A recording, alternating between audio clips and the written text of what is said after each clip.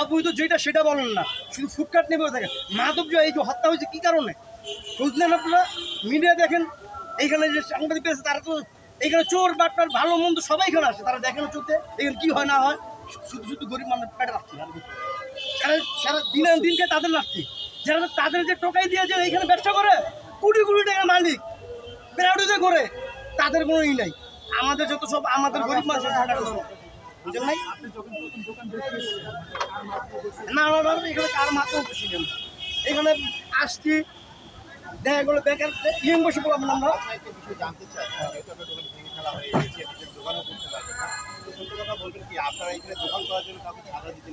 এইখানে দোকান করার জন্য এখানে কারো চাঁদা দিই নেই, তো মাঝে মধ্যে এখানে মানে সব তো আমরা জানি না, কিছু কিন্তু সাপ বের হয় মাঝে মধ্যে, তো দেখা গেলো একটা চাঁদা করতো যে এইখানকে পরিষ্কার করতেই তো 100 টাকা দিই।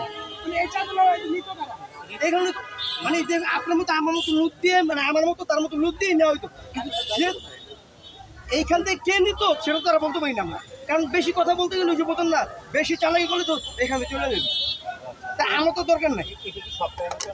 এখানে এইখানে রেগুলার নেওয়া হইতো, সপ্তাহে নেওয়া হইতো, মাঝে নেওয়া হইতো না, তাও মাঝখানটা বন্ধ ছিল। আন্দোলন করলো তারপরে হ্যাঁ, তারপরে না, তারপরে এটা বন্ধ ছিল। কতদিন আগে চালু হয়েছে? এটা চালু হয়েছে আপনার 5 আগস্টের পর থেকে চালু হয়। হ্যাঁ, 5 আগস্টের পর থেকে এখানে দোকান অনেক প্রচণ্ড বাড়ছে, প্লাস মানে জনগণও বাড়ছে আর নাশকতাও বাড়ছে, সবই বলবো আমি। কিন্তু এখানে যে আপনার নাশকতা, তারপরে জনগণ, চোর বাটপার, ভালো মানুষ, ভদ্র মানুষ সবই বাড়ছে।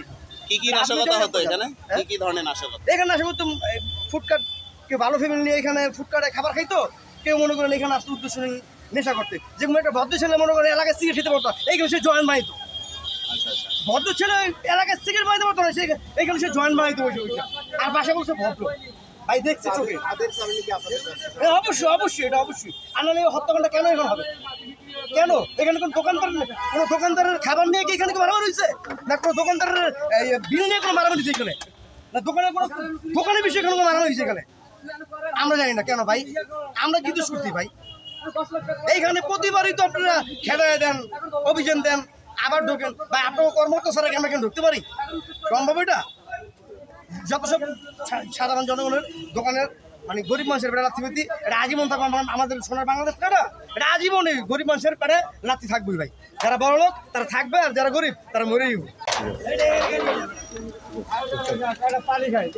ভাই পানি সবারই খাও, ফ্রি খাও, পানি আমি নেবো না, সবারই খাও, দেখবো না, মানে পানিটা নষ্ট না হয় এই কারণে গাড়ি গেছে পানি ছাড়া খাইবো, পানি নষ্ট করছে। সাংবাদিক পানি খাইবো, মিডিয়া পানি খাইবো।